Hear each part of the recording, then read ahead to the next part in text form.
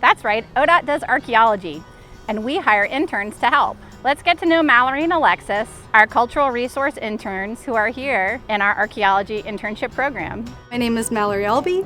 I'm a PhD candidate at Ohio State in anthropology, and I work here at ODOT in my spare time. My name is Alexis Zubek. I'm a cultural resources intern. I specialize in archaeology.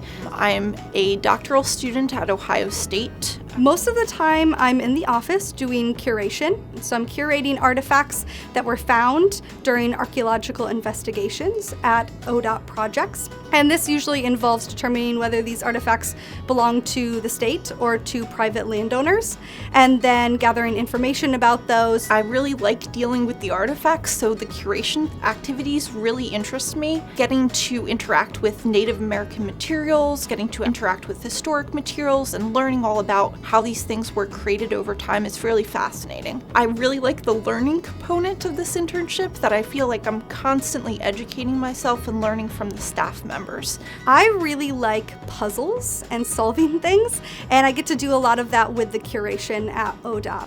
So if you have an interest in archaeology, history, architecture, it's really cool that this internship allows you hands-on experience in those fields. I get to deal with artifacts, I get to go out in the field and assess sites, and I get to work with our team members to figure out all these questions and research that we're doing. So whether you're interested in the curation side or research or field work, you really do get to do all of those things. And in addition, whether you're interested in working in a university setting, a museum setting, government setting, you do get to network with these various agencies and learn how they work. And this is very valuable experience to anyone looking for a career in archaeology. If you are interested in becoming an intern in ODOT's archaeology program, there's 4 things you have to do.